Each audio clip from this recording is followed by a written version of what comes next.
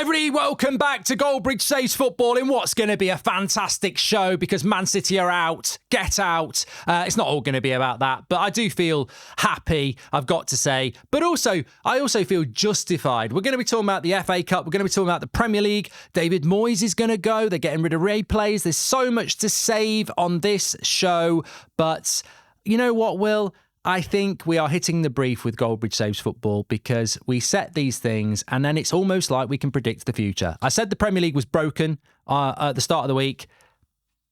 And lo and behold, we've got no Premier League clubs in the last four of the Champions League. Yeah, disappointed about Arsenal. Very happy that Real Madrid won. A la Madrid. Bellingham on form. And you can tell the tide's turning because people are hating on him for putting in a mature performance, a mature interview, yeah. And he's doing his job and he's pissing off the right people. It could have been on Question Time, that interview was so good. Well, he's like that. Newsnight. Yeah, and that's what he is, so just get used to it. I don't think we should be shitting on people for being mature at that age and putting in a dignified performance.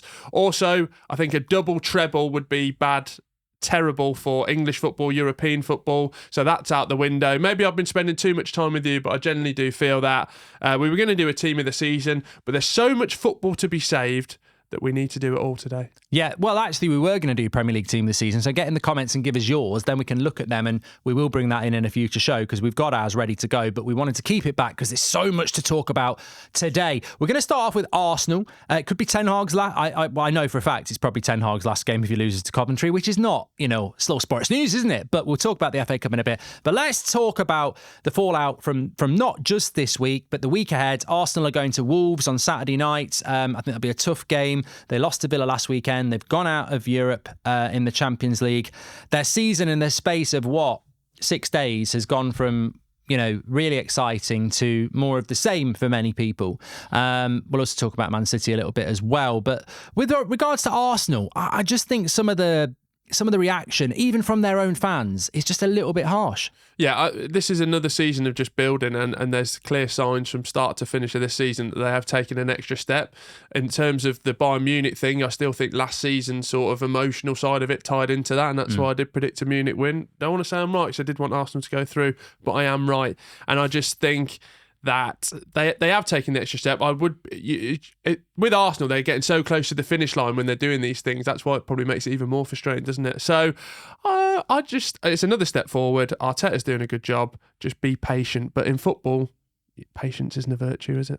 Look, we had Robbie on the other week. I think he's a patient Arsenal fan, the Don. And I think there are plenty of Arsenal fans like that. But also, like any fan base that these days, there is a very vocal minority who just run off on tangents. And I saw it after the Villa game and I've seen it after the Bayern game. And it's almost like some of the Arteta crowd with their T-shirts never really got on board. They've had to stay quiet going, oh yeah, I do like him. And then as soon as it goes wrong, Arteta out. This is what I'm talking about. He's been found out. Arteta out. And I'm watching it. I've always been a fan of Arteta. And I watch it and I go, I don't. I think there's very justifiable reasons to say that Arsenal are better this season than last season. I think defensively they're better. Declan Rice has made them better. Odegaard is a fantastic player. Saka. I think they are better than last year.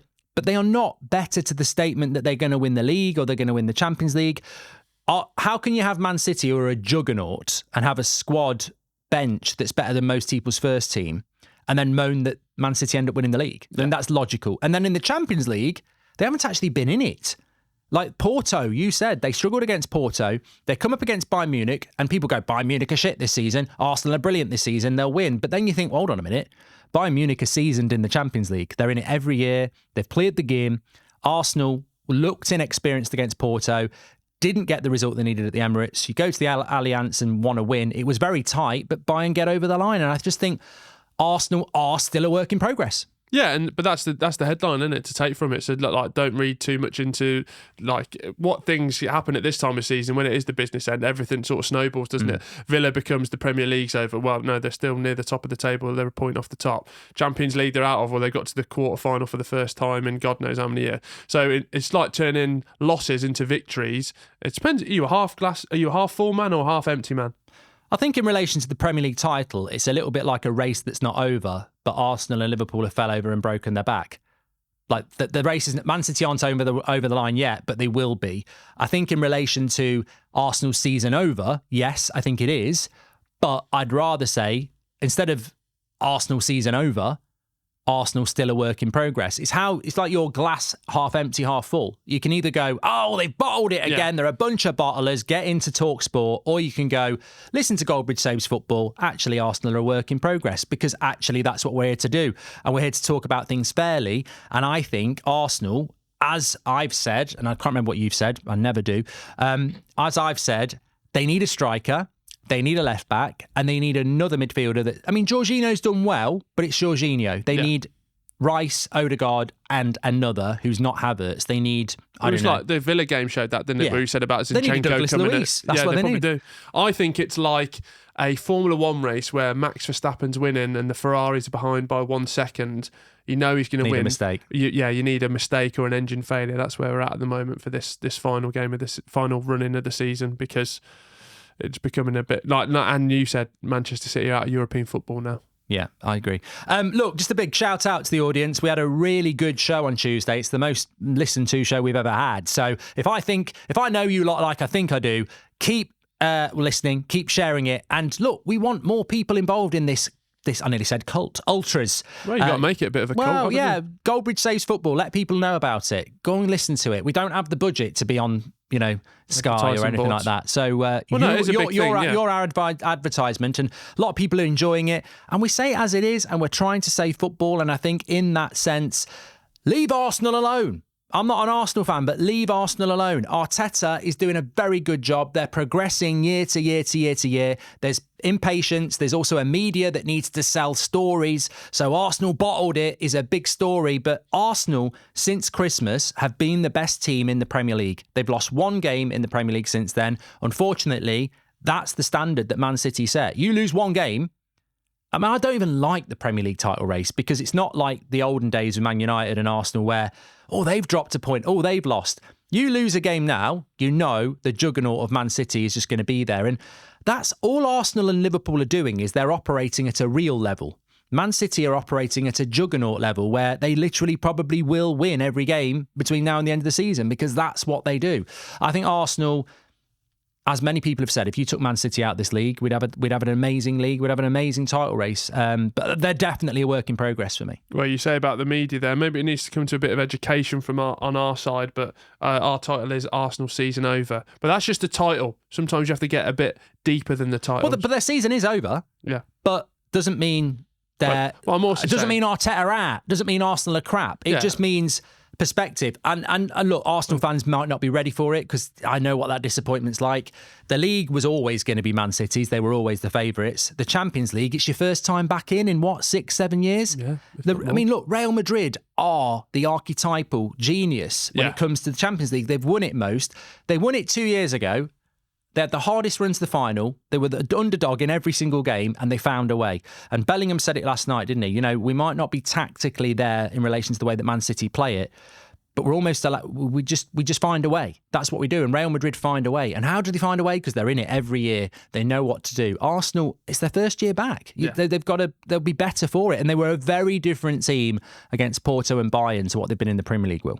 Yeah, because knockout football is so different, and like for Bellingham to go into Madrid and Ancelotti to install that into him, I think just shows wonders of like how good Ancelotti is as a manager. Oh, yeah. And like, the defensive performance when they were on the cosh for the last 25 minutes of the game and then going into extra time, they were just a unit all the way around, weren't they? And that's probably what maybe like an Arsenal lacked in that first game at the Emirates. So yeah, it's experience. I wouldn't sack Ten Hag for no man or woman or anything else, dogs, cats, the lot. But Ancelotti is a man. Yeah. And I would take him at Man United. I mean, that's I want Ten Hag to stay. I want him to do well. But if there's one manager I would take, you're never going to get Klopp. You're never going to get Pep. And I'm not comfortable with it anyway. It's like they've done the dirt on you, really, isn't it? Or done something with you. Anyway, we won't talk about animals. But the point is, Ancelotti, would be perfect. We've had the Don on. We've had Don Robbie on, but he is the Don. Yeah, the cigar. I had to tweet it this morning. Yeah, I mean, I almost felt a bit guilty towards Man City, actually, because I think I do talk about them a lot because I just can't stand the dominance. I just don't like the dominance. I have got good friends who are Man City fans, believe it or not, that I've known for a long time. Really? And they're sound. They're sound of mind and everything like that. But there was a little clip last night at the end of the game where it cut to a Man City fan who he's obviously like late 20s and he's sort of looking dejected. And I thought, see, this is where they go wrong. Yeah. You've got to cut to the guy who's about 55 because that will be a genuine Man City fan. Whereas you're looking to someone in their 20s, you're sort of like, how old were they in 2008? And I'm not taking anything away from a Man City fan that's in the 20s. They're probably genuine, but like the big... I sort of feel sorry for Man City in a way, and people are going to be really shocked, but I sort of feel sorry for them because although they've got to fight the 115 because they don't want to get caught or found guilty, it also doesn't do them any favours. And they are still a very, very good team. Pep Guardiola is still a good manager. Phil Foden's still one of the best players this season. But everybody wants Real Madrid to win. Any Premier League fan, I'm not going to say English fan because you have Premier League fans all around the world, but apart from probably Spurs who were thinking about the coefficient, every single fan in England or Premier League sporting clubs would have wanted Real Madrid to win. And that's hard because they really do want to become this, they want to become the biggest club in the world, not just on the pitch, but off it. And they've got such bad PR. I sometimes do feel a little bit sorry for them in the sense that people are going, what are you on about? But, I think it gets to a point where, look, it doesn't work. Whatever Man City have been allowed to build, the Premier League have allowed it. Yeah. And I just think it's so wrong, their dominance in how it's been built, that I almost start to feel sorry for Man City because it's like, well, they still have to be a football club after this, or if they get off with it, this will continue. So it's almost like they need to find a solution. Yeah. If I was, what I'm basically saying, if I was in charge of Man City as the CEO, I'd probably say, all right, knock us down to the Championship, give us a bit of a fine, but let us carry on with this sort of project in a more fairer way. Because it's like, yeah, but then do you strip the titles? That's the history, isn't it? You know what? We're here to say football. How do you solve the Man City issue? Because people just shout 115 and it's very funny. And Man City fans say we'll get off with it and this, that, and the other. But if you do get off with it, we continue down this road, which is just abhorrent. If they do get caught, what's the punishment? It's almost like, I think even from their side, if there was a way out of it to a more competitive league where everyone's on the same level, I don't know. I don't know how it works. And also, it's like you said, when it comes back to Man City fans, I know some as well. Like they're almost having to feel like they have to defend Manchester City in like a legal sense when you don't know what's going on, and it shouldn't be up to those fans. And like Man City shouldn't put them in that position either. Well, I support a club from Manchester that was dominant for a very long time, and we were hated, but you always did. You never minded it because it's like you're winning. But I can't imagine what it's like for Man City because we didn't ever have this massive amount of charges against us that other clubs have had point deductions for. So and also, you can be like siege mentality, but also in the back of your head, you must be thinking, And also to the backdrop of this being a Birmingham City fan, and there's fans of other clubs that aren't out of the top six there. I mean, this is a very privileged position. It is. Anyway, so look, we've said about Arsenal. We'll come back. We'll circle back round to the Premier League. Some big games at the weekend. In fact, we may as well just do it very quickly now. Man City are going to be playing in the FA Cup. Spurs don't play because one of their fixtures is gone. So it's Arsenal and Liverpool both away. Fulham and Wolves. I actually think this might be a win for Man City, even though they're not playing this weekend. I'm worried about both that. Hard games. Yeah. I think Fulham, Liverpool could be a tricky one, and Wolves, Arsenal definitely. Well, they're could both be a after tricky European games. I mean, we're recording this before the Liverpool game because it goes out at 5:00 on a Thursday on Spotify. Which they'll win 4-3 on aggregate. But if they're going to win it, and I think Liverpool, I believe they will. But I'm doing the watch along. That's football, and I never normally do it on a Thursday. I think they will. But if they do, it's going to be a hell of a lot of effort. And then you go from Thursday night to Sunday afternoon, which is 2.5 days at Craven Cottage against Fulham, who we always say are the archetypal Premier League side who can beat anyone. I think that's tough for Liverpool. And then Wolves, Arsenal, European hangover, mentality's dropped a little bit, confidence has gone. could be difficult as well. That's the annoying thing at this time of the season, because where Manchester City have had this sort of Champions League defeat, and then the examples there, isn't it, where they've kicked on in the Premier League and they've kicked on in the domestic cups. Like Arsenal, Liverpool more, but Arsenal not really been in this situation too much with like the Champions League dejection and then going into the Premier League weekend. But I think the main thing for Arsenal, what do we all speak about? They had that break around January time and they kicked on. From now until the end of the season, only 6 games left. That's a clear run in now. There's nothing in the way. You can plan your strategy. So hopefully, I think out of the two, it's going to be Arsenal that push, hopefully to the last day at least. I know, and I think it's it's hard to do it. It's hard to lift yourself, but I'd still say if Liverpool win every single game, how many points, and Man City win every single game, how many points behind Man City are they? 2 or something like that? Yeah, 2 or 1. You still can say at the end of the season, integrity gone, PGMOL cost us the title. Yeah, but you can't put that on a trophy though. I know, but we will all know it, and I will certainly. I'd hate this weekend to happen where we get in Monday morning and Manchester City haven't played a league game and they've benefited from 2 defeats. You see it happen all the time. I'd really fear that they're both going to drop points, because once the heads are gone a little bit, there's a bit of a leak. Well, let's have the positivity. If they can get the wins and then go back on top of the table, it does put the pressure onto Man City again. Yeah, be great if they both win for the title race, but I've just got a bad feeling they'll both drop points. Let's bring to the FA Cup then. 2 very different but exciting games in a footballing sense. You're not happy with the FA though, first of all, because they're breaking news. They're getting rid of replays from round 1 next season. Obviously, all the big teams coming in round 3, which means no more replays. Yabba dabba doo! This is great. We are just catering for the 1% again. The elite in football are benefiting from this. The FA Cup is a competition that is not for the elite. It's for the all of football. And again, I just think it's like the FA bowing down to the likes of Manchester United, Manchester City, Liverpool for what is the most famous international cup competition, domestic, in the world. And I just don't understand it.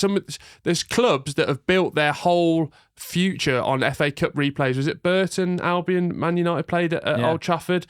Completely changed their future around. So we're just denying clubs of this great, fantastic sort of ceremony, getting on TV, you discover new players, you discover new games. It's not about the top 6, even though we bang on about it on this podcast.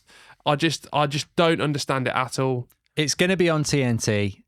No one's going to watch Burton Albion play Luton. No, but that's what I mean. No, but if BBC and ITV have been giving games as well, so those sort of ones can be featured. I'm all for it. These big clubs have got Champions League games to play. Oh. They've got international games to play. They've got Premier League games to play. What about Dave, who's playing for Bognor Regis, who's a carpet fitter, and he's going to be on TV at the weekend, and then they get a draw, and then it's extra time, and he doesn't get his big game? Get more carpets fitted. Oh. The point is, he'll have more time to do it as well. But the point is, I can't be a hypocrite on this, and people do listen to everything we do. And I've been moaning all season that we're getting more injuries. Factually, 20% increase in injuries across the Premier League season this year because they're playing these stupid amounts of minutes added on, and less games for bigger teams will hopefully mean less injuries. And can I just shout out the Champions League as well? Both games I watched, all 4 games I watched over the last 2 nights, never more. First half 2 minutes, 1 minute. Second half 3 or 4 minutes added on. Beautiful. Absolutely love it. Yeah, instead of these 5 minutes added on. No, it comes back to that. They play too many games. If they can find a way in the calendar to reduce the games for the best teams, I'm all for it. I think absolute bollocks as well, because if, say, Forest Green Rovers get a draw at home to Old Trafford, the prize is extra time and penalties. No, it's not. It's absolutely going to Old Trafford and getting that experience, which they might never ever get to do. On That's Football, when I did Real Madrid Man City, 40,000 people watching, which is brilliant. Goes to extra time and penalties, 55,000 people watching. Brilliant. So for me, it's better as well. Yeah, but I couldn't give a shit. Goldbridge saves Goldbridge. Shit about Burton Albion and Forest Green Rovers. But that's exactly the problem. We're sat here with a fantastic privileged position. They've done enough damage to this bloody league. Who?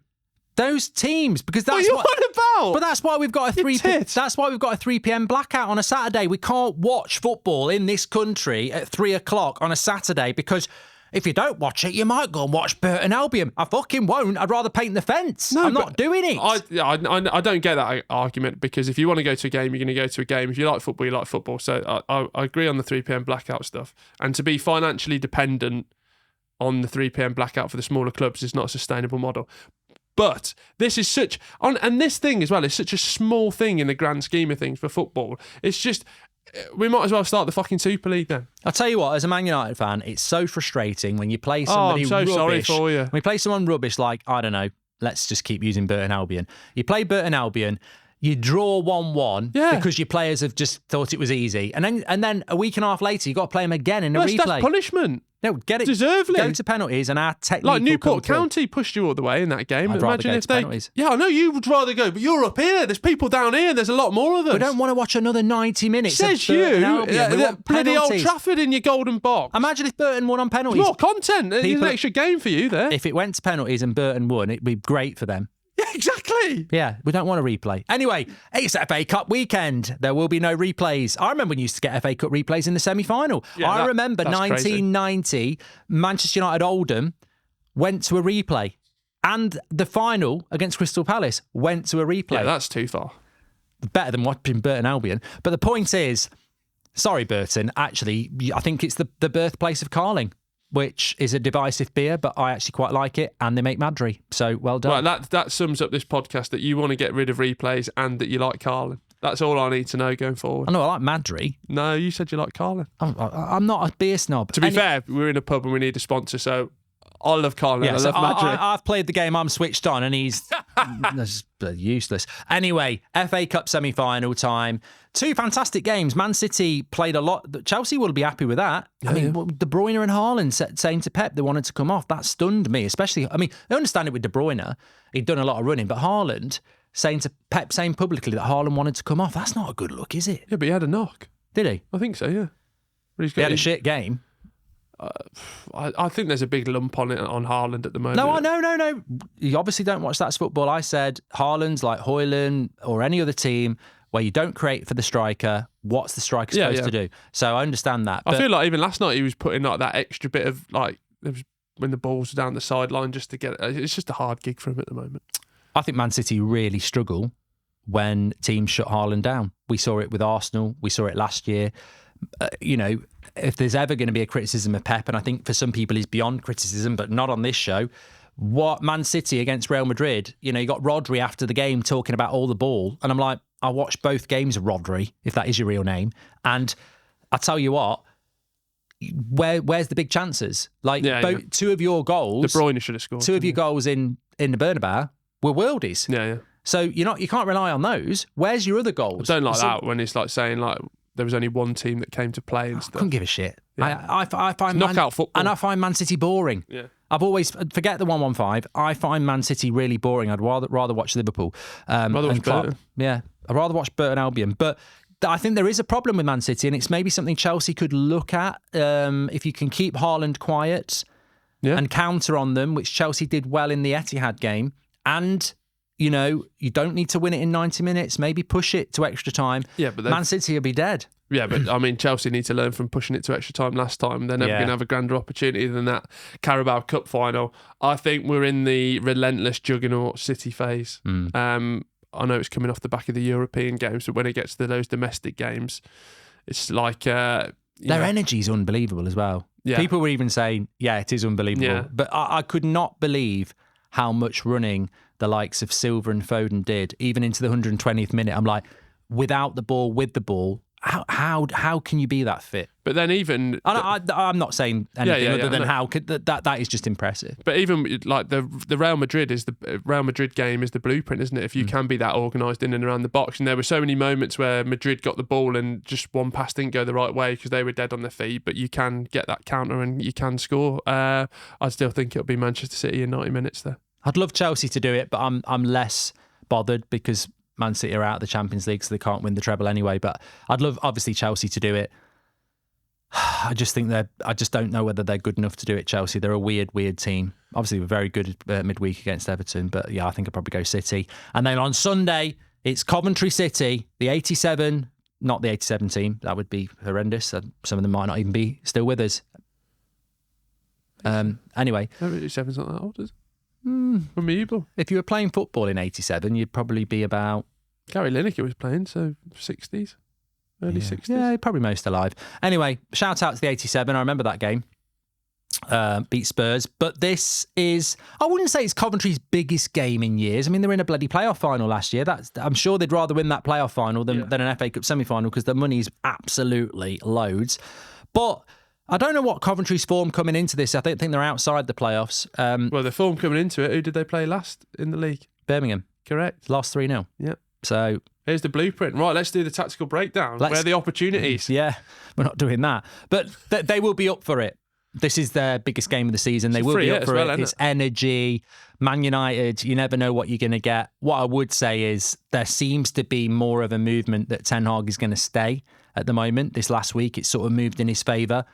I don't think you come back from losing to Coventry in a FA Cup semi-final, though.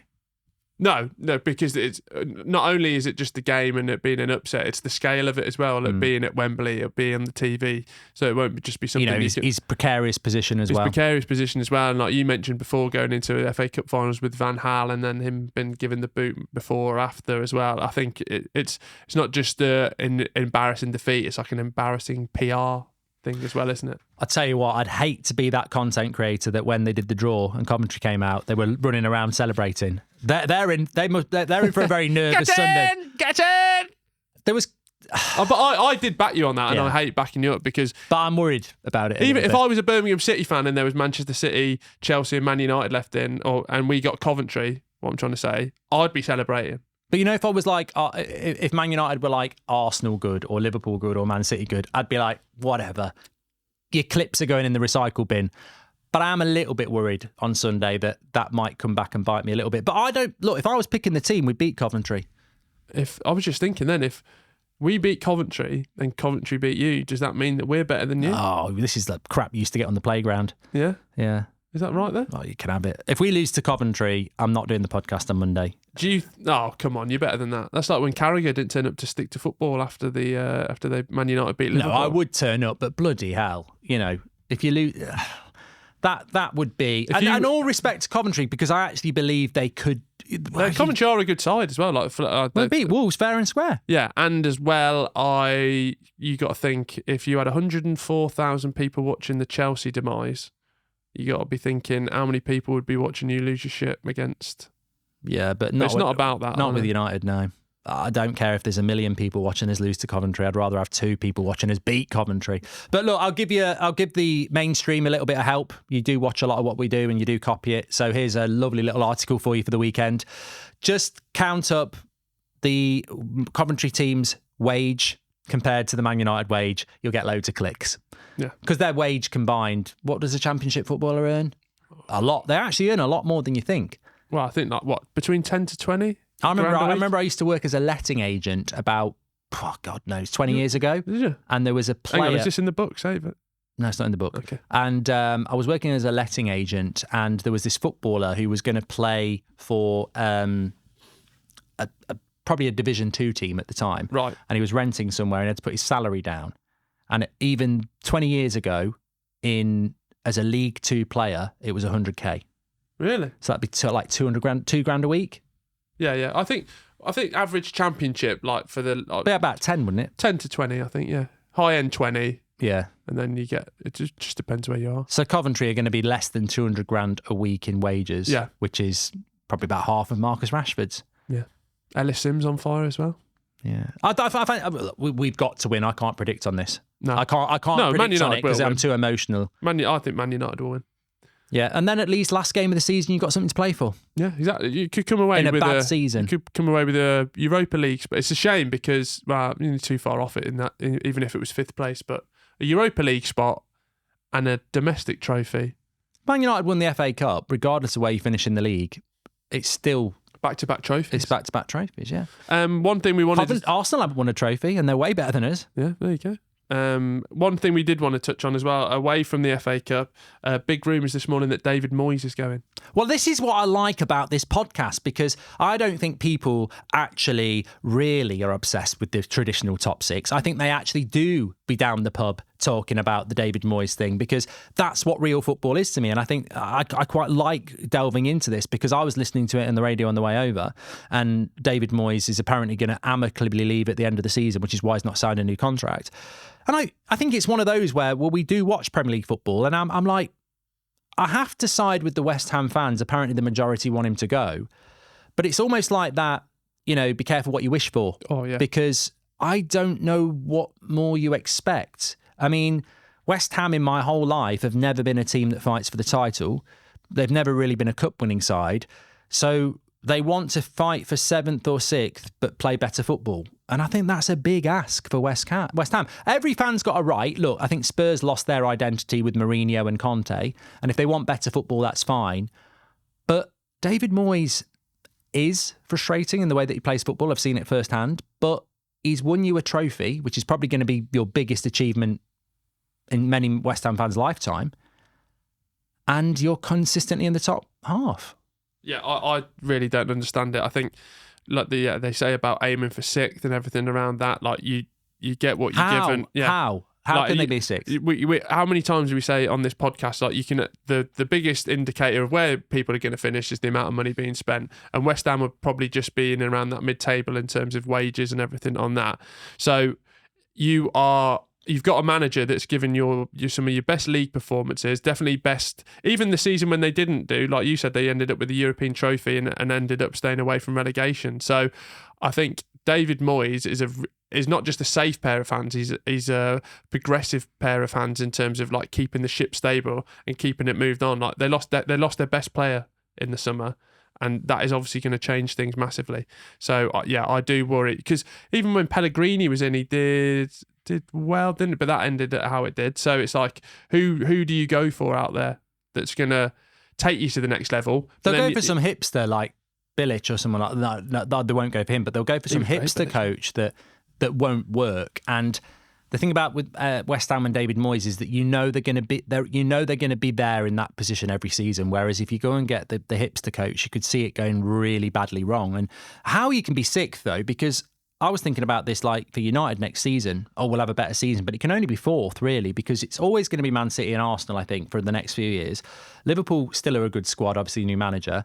Then you've got United, Spurs, Villa, Newcastle, Chelsea. Yeah. They in whatever order, that's your 8. Yeah. So West Ham 9th at best is a good season for them. I don't know whether is it just because David Moyes is a bit old-fashioned. Let us know in the comments, because I hate it when people say Gollum or he looks like one of the ones from the Crankies, older age. I absolutely just lost his job and he told me it's like Gollum. I know, but this is what they do. No. I think he's almost gets picked on because of the Man United stuff. Always going to linger as well. He's just a bit old-fashioned, isn't he? Yeah. And his football's a bit old-fashioned. He's almost like the Pulis and Allardyce sort of club, isn't he? He's the last of that sort of generation. Yeah, but I look, West Ham fans will not be very happy about it, because they'll be like, it's our club, and I have to respect that. But from an outside looking in, I just do think sometimes be careful what you wish for. But then maybe they'd rather be mid-table playing better football than this. I don't know. What is better football? When you leave the ground at the end of the game, if you've got a 1-0 win in the 90th minute and the ball's been chucked in at the back post. Look at Real Madrid. Yeah, and someone's headed it in, you're going to remember that rather than the 12 passes that strung together then you got a corner from. Interesting. Give us your thoughts on that one, definitely. Premier League, we've got to talk about this one. It's actually the game of the weekend, and Will ignored it, and he's meant to be the guy who likes it down the bottom. No, I've spent the whole year trying to speak about Luton Town, the relegation battle, and I had it down here, and then you walk in this morning like some sort of... Are Luton playing this weekend? Hang on, let me just get the fixture list up. Well, we're going to talk about Everton Forest, which is But you come in, you walk into the office and you go, biggest game of the weekend, Everton versus Forest. I nearly fell off my chair backwards. I nearly shit myself. I couldn't believe what was going on. It is. I know it is. He was going Wolves against bloody Arsenal and Fulham against Liverpool. So that's over. Look at this. 16th place Everton, 27 points. 17th place Forest, 26 points. And third from bottom, Luton, 25 points. They're all separated by 2 points. Who've Luton got the weekend? 2 of them are playing each other at Goodison. I mean, the only thing I would say is I'd be stunned if... Luton are at home to Brentford. So, and this is the killer, Luton play at 3 o'clock on Saturday. If they win, they're above both of those two going into the Sunday. Yeah. You said that Luton were done. I think Luton's fixtures, if they can win the home games, they've got to beat Brentford. I think Luton can stay up, but they've got to beat Brentford. You can't miss that opportunity. Everton, Forest. Everton just can't score goals. They should win that game. They've got some good home games. Everton have got to win that. If they lose that, I still think they'll stay up. But and also, we've mentioned it before as well, the whole murky business of appealing against the point decisions and how much that changed the league table around as well. I just want to go into the last game of the season with a title race, a top 4 race, and a relegation battle, which hopefully Luton win. I will say I told you so. If Man City have won it by 5 games to go and Luton, Sheffield United and Burnley go down, what's the point in the Premier League? No, just have a bit of hope. See, you're being half empty there. No, somebody said to me the other day, it's not about who wins the league because there's some great competitive games below that. And I said, so basically, you like being a loser. And they went, I don't like your tone. And I said, well, I was always brought up with second place is the first loser. So we now have created the best league in the world where we champion who's finishing second, third, fourth, and the individual games. What about if Luton finish 17th this season? Still not good enough, though, is it, really? Because, how is that not good enough? Well, if Man City win the league, everyone knew that was going to happen, and everyone predicted the 3 that come up would go down. Oh, one of them survived. Oh, whoop-de-shit, it's the best league ever. I'm not saying it's the best league ever, but you're saying about people being the best losers. If Luton finish 17th, that for them is winning the league. And that's because people have had points deducted. Well, it might not be. Well, it might not be, but I think it probably will be. Yeah. I don't see them finishing 10 points clear of Everton or 6 points clear of Forest. You're shitting on the little man here. There's a lot of people to be shitting on. I want Luton to stay up, but let's be honest. If they stay up, they're going down next year. How do you know? They could strengthen again. Rob Edwards could be the new Pep Guardiola. He could be the second coming of Christ. I think the gap between the Championship and the Premier League is getting big. Yeah, but then you look at next season, the teams coming up will be one of Leicester, Southampton and Leeds, if not 2 of them. It'd be interesting to see what Ipswich do if they come up. Yeah, well, that's why I'd worry if Ipswich come up, just because... Well, you never know. He's done a good job, McKenna. 2 promotions in a row. They always say if you come up playing attacking football in the manner that they do, like, that's how you struggle. You've got to be... Out. Yeah, that's why Rob Edwards is so good. Look at Brentford. You got to be... What's next? There was one thing in before Goldbridge. It's a clip that was from a while back, but only came into our timelines this week. But Danny Mills talking about Jurgen Klopp. Oh, yeah. Basically saying that he's not that great. And I just thought it was such small tunnel vision. He's won 1 Premier League. And a Champions League. And it turned like this is... He's won a few Carabao Cups and FA Cups. But this comes off the back of the Tuesday conversation as well of like you're in the era of Manchester City. And from bringing Liverpool from where they were in like the Roy Hodgson era, and I know Brendan Rodgers got them a little bit better, but then a lot of people reference Jurgen Klopp's first team that he put out and like the way he's took them and not only challenged with Man City, but in their own right, like getting those 99, 100-point totals. Like, I know it ties back to the first loser, but they have done so well, and I just think it'll be once he's gone, that's when I know how much we'll miss him, because they won't be able to push City like they have done under Klopp. Has Klopp done enough as Liverpool manager? I think when you look at it... Is he a great? We are operating in a league where if you almost have to say take Man City out of it. And if you take Man City out of the league over the time that Klopp's been there, how many Premier League titles has he won? 3 or 4? Yeah. And I think you have to give that context. I mean, Danny Mills or anybody else saying Klopp's not done that well, and I've heard other people say it, to be fair, he's only won 1 Premier League. Well, I'd expect it from somebody who used to play for City, because it's just completely and utterly idiotic and ignorant, because Liverpool actually came second in a league with about 98 points, didn't they, as well? Which is, I think, would win you the league in over 70% of any other previous year. Man City are a juggernaut. They've got, as we said, they've got a bench that would start for most teams. They've got ridiculous wealth. They've got the best players, and Klopp and Liverpool don't have that wealth. Yeah. And yet he's managed to compete with them. They have been to other Champions League finals and lost as well. And I think that he also inherited the biggest praise I can give to Klopp is that I genuinely did think I would never see Liverpool win a Premier League title. Yeah. I genuinely was happy that I would never see them win a Premier League title. And then this guy came in, rebuilt the club, and now you're like, they could win 3 or 4, because we've always been 20 times. They're 1 behind us, and I thought they'll never catch up. So I think he's done a fantastic job, and I think to take it from a club that had never won the Premier League to where he's going to leave it, to say he's not done that good a job, I'd love to see I'd love to see Pep Guardiola do that. He goes to he inherits clubs that are already built with an open checkbook, and he's a fantastic coach. But he doesn't go and build clubs, and Jurgen Klopp builds clubs, and that's why Jurgen Klopp to me is closer to Sir Alex Ferguson than Pep Guardiola. So I think he's a massive loss to the league, even as a Man United fan. And I think anybody who thinks he hasn't done a good job is an absolute prat and needs to go and take up golf. I think Jurgen Klopp is like go for a long walk. Exactly. If he's juiced everything out of Liverpool that he can, but that's also because of his management, isn't it? Because you listen to the Trent interview, you listen to anyone speak about him, like he knows how to people manage, and he does that to the best of his abilities, and that is a very hard thing to do, isn't it? Yeah, ridiculous, really, isn't it? Do you want to move on to Goldbridge then? Yeah, you've almost given up, haven't you? Bit of a sham. I keep listening back to. The thing is, I've not been trying at Goldbridge for about 2 months. Well, it's like last week. So we started off with obviously Newcastle. How much am I winning, Ben? By about 10 points. You're 58 to 46. So you're up by 12. But it was like last week. I'm sat there with Newcastle, Tottenham.